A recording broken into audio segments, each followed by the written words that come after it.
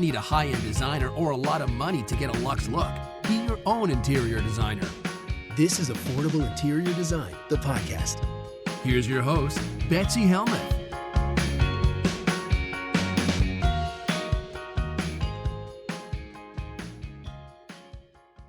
Hi, everybody. Another rainy day here in Westchester. Not only is it rainy, and so you can probably hear the rain outside my storefront window, but the neighbor upstairs is moving out. So this is a rental that I work out of. I rent this office, a lovely storefront on Main Street here in Dobbs Ferry. And that means that I am at the mercy of my landlord, but also at all the tenants around me. There is a delightful person who lives behind me. She has the most adorable daughter, and I can hear them talking and playing all day in that wall. And then 2 floors above me, there is a single man. He's always just doing his thing, going to work, very bright as rain in terms of his schedule. I know exactly when he's going to be pulling his Toyota out of the alleyway and when it's going to be coming back. But above me, there is a gentleman who is a bit of a wild card, and his dogs are always barking. And every time I choose to record, he's always doing something pretty loud. Well, today is no exception. Today, he's moving out. At least this is what I hear. My fingers are crossed because, as you guys know, if you've ever lived in an apartment or shared a space with someone, shared a wall with someone, some people are more disruptive and difficult than others. And this guy has been a charmer for about 2 to 3 months. So when I saw his sofa and all his belongings on the curb, I could not have been more excited. Fingers crossed. Keep your fingers crossed for me because I am looking forward to peace yet again. I can even hear this guy play his PlayStation. It's that loud and that intense. So I'm excited for change and hopeful for the new tenant who's coming above me. I feel like this is some sitcom or something, right? I feel like I'm back in New York City, living with neighbors all around me. You could always hear what they were up to, always hear when somebody's having a fight, always hear when somebody's listening to an extremely loud movie. There's no secrets in these kinds of living and working environments. Other than that, what's been going on? You know what's been going on? As I've been looking at houses in other areas, thinking about leaving our beloved river towns in Westchester, we're pretty much just fleeing because of high property tax. And just the idea that maybe we could get a little bit more for a little bit less if we moved a little bit further. Now that, COVID has showed us we don't really need to commute. I don't really need to be a 35-minute train ride away from New York City. I could just drive 35 minutes and live in a much more exciting home.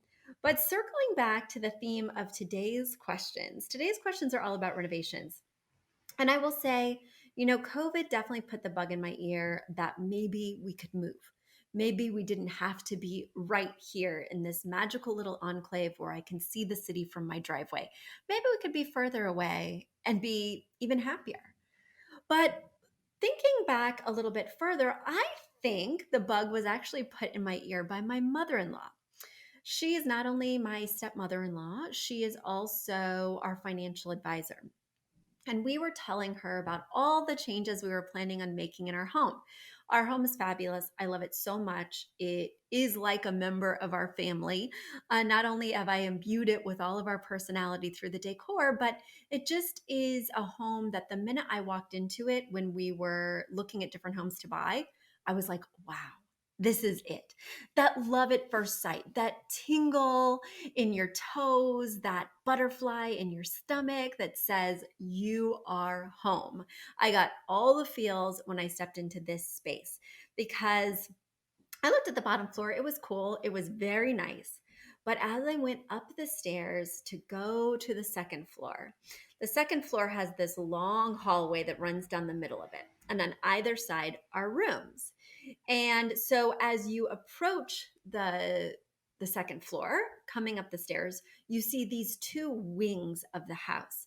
And it's almost like a doll's house where you could open it, you could cut it down the middle, open it, and you would see a half of the house on each side. And from the outside, it even looks like a doll's house. It's got that perfect triangle shaped roof and square bottom. And it looks like every picture that my children ever drew of a house, that sort of house symbol that you see. That's what our house actually looks like. So I never knew if our kids were just drawing a super accurate interpretation or if they were just drawing that house symbol. And to me, that's so charming. It just epitomizes what I've always felt a house should be. And as somebody who grew up without a dollhouse, this was the dollhouse I never knew I wanted. But, it doesn't have a comfortable bathtub. The bathtub is feels like the original bathtub from 1913. It's small, confining, been reglazed. There's nothing decadent about it. We have 2 bathrooms, but one's on the downstairs floor and one's on the upstairs floor, and we have 6 bedrooms.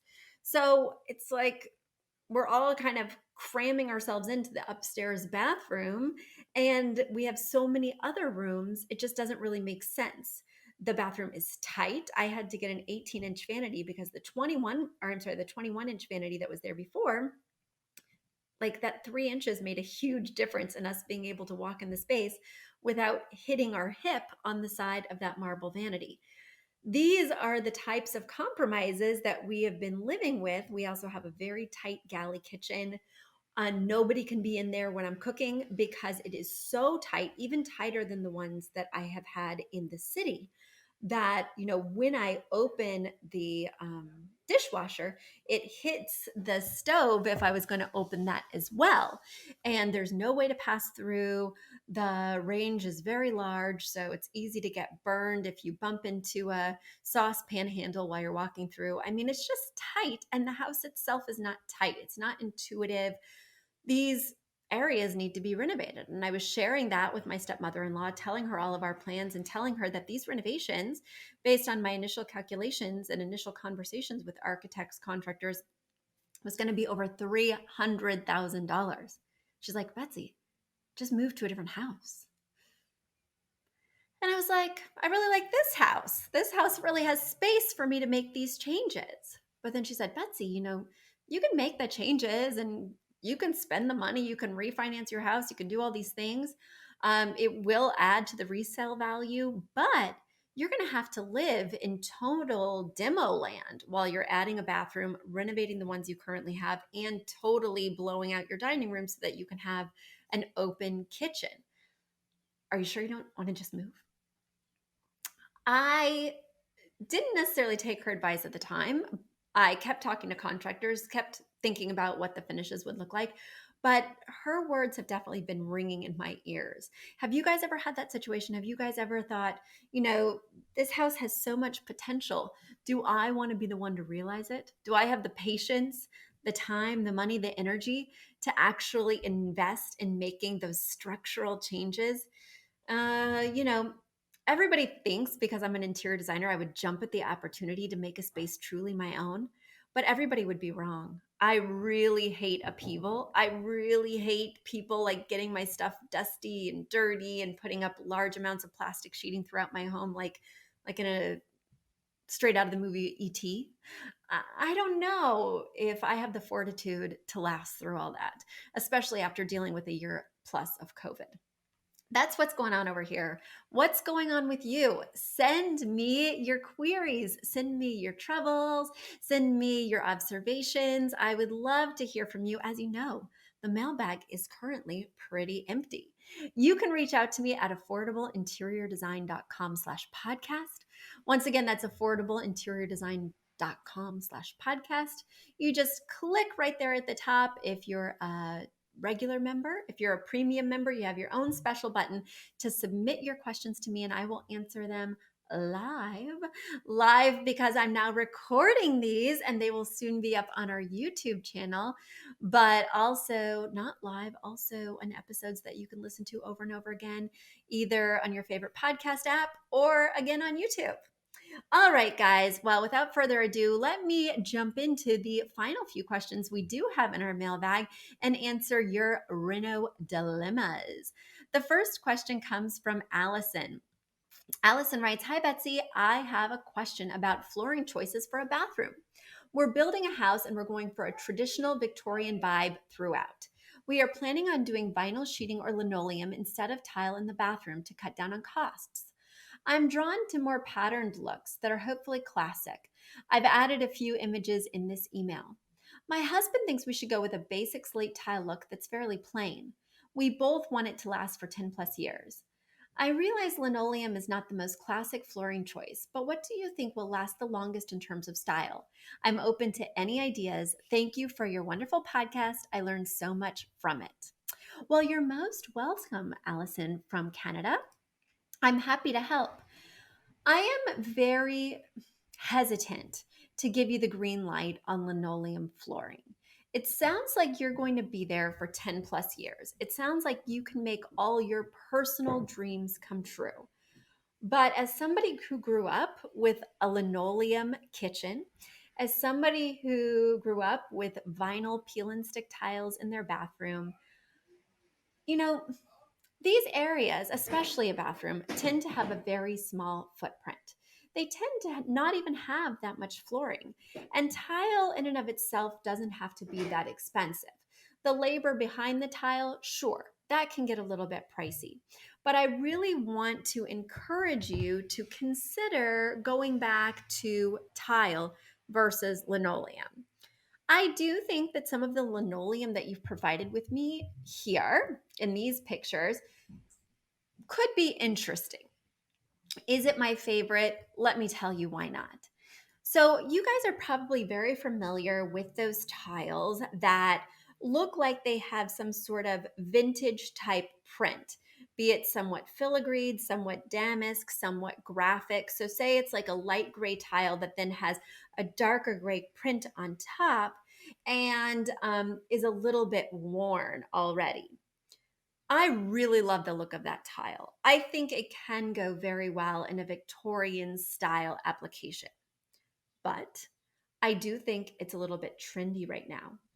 I do think it's a little bit played out right now.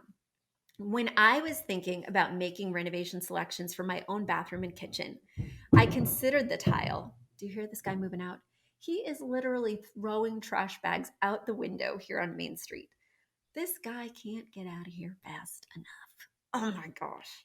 Okay, sorry, I digress, Allison.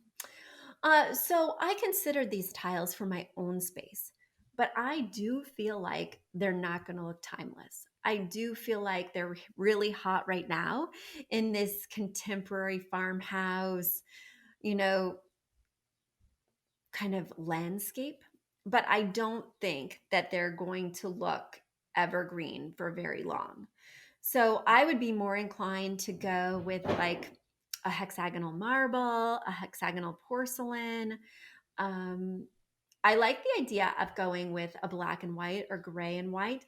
I don't know if I love the checkerboard. That just reminds me of like being at the Hop in the 50s, right?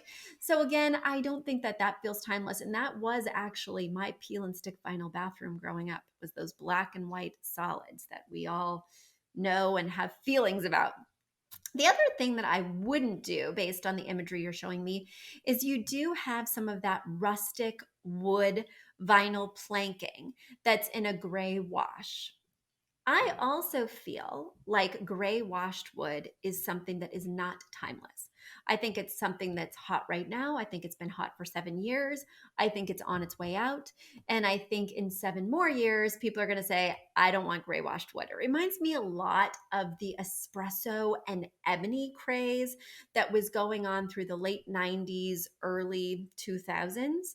And now when people see espresso wood or ebony floors, it just automatically says this is of a different era. This is not what's going on right now. I feel that same way about the popularity of gray washed wood.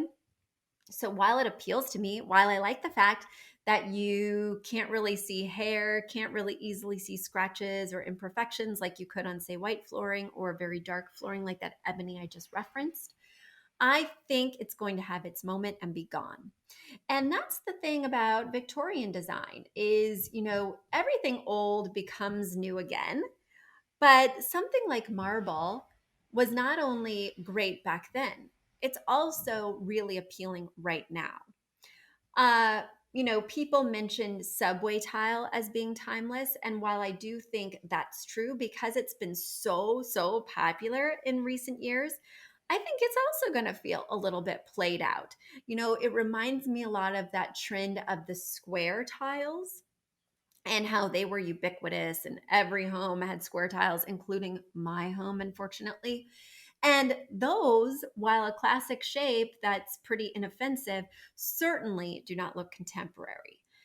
So again, I would think about, all the spaces in your home. What are in the other bathrooms? What is in the kitchen? How can we make it feel homogenous? If we are going to go with a pop of color somewhere, how can it relate back to, the navy kitchen cabinet? Something like that. Rather than thinking of one bathroom or one tile at a time, I try and create vignettes. And whenever you're feeling lost, go to the tile store and ask for advice. Even when I'm working on renovations with my clients, I don't pretend to be the expert in all types of tile. So we get the idea. We go online and search for inspiration pictures that really encapsulate the vision that we're going for. Then we show up and we speak with one of the experts who works at that particular store. I make an appointment ahead of time so that way I do get dedicated time with that salesperson or advisor. And we go through options together. And I'm always thinking about, okay, if I have large format tile on the wall, then I'll do a medium format tile on the floor. I'll do a small tile on the shower floor. You don't want to think in terms of all large format, all medium floor format. You want to think about which tiles will kind of steal the show, or which tiles could have personality, and which might be more subdued but still need to play nicely together. So I wouldn't ever just consider the floor in a vacuum. I would consider it as I'm either looking at the selections that are already there that I have to work around, or looking at all the opportunities I have to make new choices. I think you need to work with an advisor. I think you need to get a clear idea and have some inspiration photos as to what Victorian style means to you. Because I think it's great that you have that part of your two-word phrase, Victorian, but that could be translated, especially in these contemporary times, into lots of different looks. So even when my client tells me, Betsy, I'm beachy, or Betsy, I'm boho, I make sure to figure out what that word, what that style means to them. Because what beachy or boho means to them is very different sometimes than the actual definition, or could be different than what it means to me. These are all things to keep in mind as you're working on these renovation selections. But would you give a little more thought to maybe not doing vinyl? All right, let's go to my next question. My next question comes from Natalie and Brian. They write, Hi, Betsy. I've been listening to your podcast and I must say I'm addicted. I tune in every day while I'm working. I groom dogs. I'm learning so much about interior design and I'm getting paid for it at the same time. My partner and I have just had an offer accepted on our dream home. We are going to be moving in this month. I've attached a rather large photo of our new kitchen and I wanted advice on the backsplash. We were thinking about black tiles, but I'm not sure this would work well or if we'd be wiser to go with something more neutral. There is a window and a door into the garden, so it brings in lots of natural light. We think we can get away with something a bit darker. The other photo I've attached is our sofa. I'm thinking of light gray curtains for our new house as they would tie in with some of our cushions, but I'm wondering if we should go bolder with another splash of color or if the yellow cushions would be enough of a contrast. I'm not sure whether to go pattern or plain. I hope you and your family are well. Sending our kind regards all the way from Bonnie, Scotland. Natalie and Brian. Well, thank you so much for writing in. Congrats on your dream home. That's very exciting. I am looking at your kitchen right now. You have like warm wood cabinets, sort of like a maple tone that definitely has some orange undertones, definitely reading warm, right? Then you have a silver range hood. You have silver handles on the cabinets. You have black and stainless steel appliances. And then you have like a gray countertop. Taking all this in mind, I think that a black backsplash could be quite interesting. because it would really tie in well with the black and stainless appliances. And the kitchen is very light and bright. Here is a challenge I'm facing when looking at the pictures that may disrupt my feelings. Behind the range hood on that back wall of the kitchen, you really don't have a place where the backsplash should stop. Right now, you've been following the line underneath the cabinetry, but it looks very arbitrary on this back wall. Like, why are they stopping it there when the range hood is about 6 inches higher? It seems to me that it would really make a bold and fun statement if instead you would go all the way up on that wall behind the range hood. I think that not only would that be a real wow statement, a conversation starter when I turn the corner and look in on this kitchen, that whole back wall would have that unique detail of the backsplash. But I just think it would give this room a lot of personality. You also have sort of these square gray slate tiles on the floor. So I'm trying to think what would make the most sense, because if I truly was going to do that whole wall behind the range hood, I would do something a little bit larger than what you have now. It looks like you have about 4 inch by 4 inch square tiles in a neutral sort of off-white tone. I was thinking when I first looked at this, and before I had the idea that maybe we go all the way up, I was thinking maybe you could do some kind of black marble tile, because just a pure black is going to show every issue, whether it's a splatter from sauce. What kind of sauces do you guys have in Scotland? I went to Scotland back when I was in college. I visited a friend who was studying abroad. I don't remember eating much there. I do remember drinking a lot and having a blast, but I don't really remember what we ate. What kind of sauces are there? Well, I'm sure you guys splatter things all the time, just like we do here in the States. And whenever a tile is solid, whenever there's no differentiation in the colorway, whenever it's very dark, like a navy or a black, you can see every imperfection, whether it's that splatter or splash, whether it's hair, whether it's dust, you'll just be able to see it. And that gives me agita. That's why I was kind of into this black marble idea, because then you're getting black, but it has some veining flowing through it, whether it's gray or white, that will help to break it up and make it not so easy to see those imperfections. Now, if I was going to do something large format, I'm still not opposed to doing that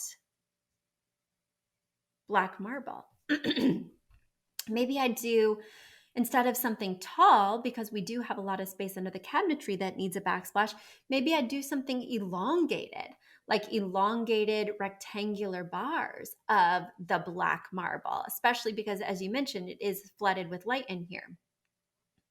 Maybe because we have so much gray and so much warm cabinetry, maybe I do a solid color.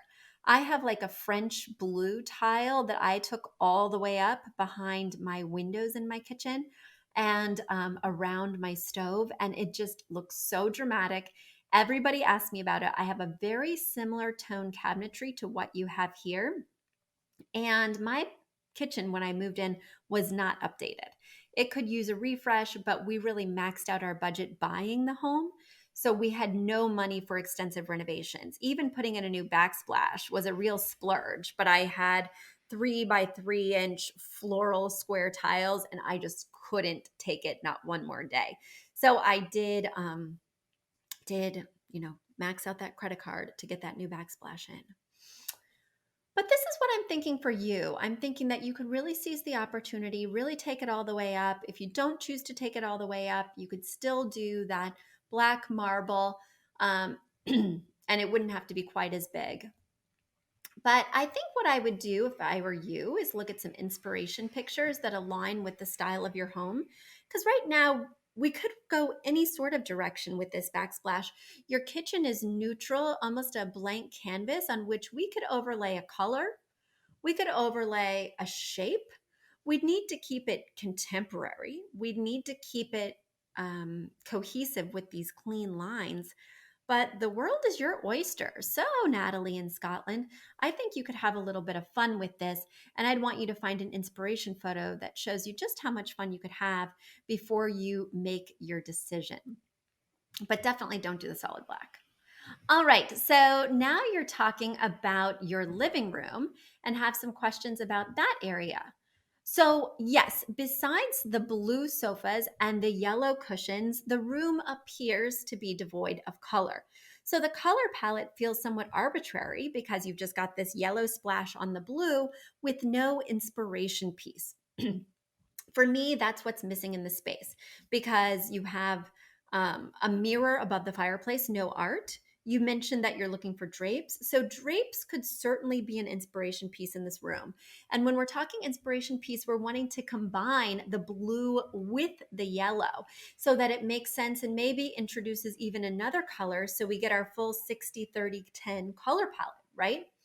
Now, if you felt like going bold or going patterned with the drapes was not what you wanted to do, then I would consider adding a rug in here. It definitely feels in need of a rug, and a rug is another great opportunity for an inspiration piece. Again, we know for sure that the rug would need to have the yellow and the blue, and I would request that it have some gray in it if you choose to do gray drapes.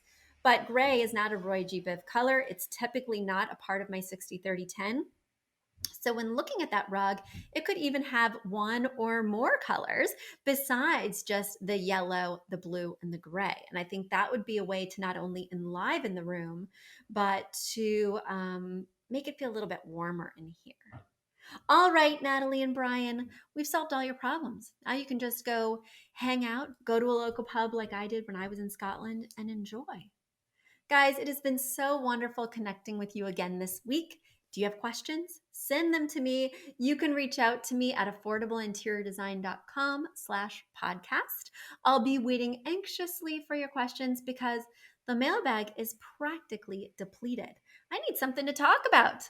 Keep me posted, and I hope you're having a wonderful start to your summer. Till next time. Bye. A big thank you to our amazing producer, Catherine Heller, to Aton and the MVCR House Band, and to Affordable Interior Design, the sponsor of this podcast and the premier place to get an amazing look on a budget. Check out affordableinteriordesign.com.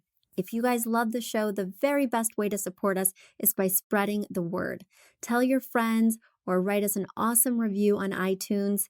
So until next week, guys, thanks so much for joining us, and I'll talk to you soon. Bye.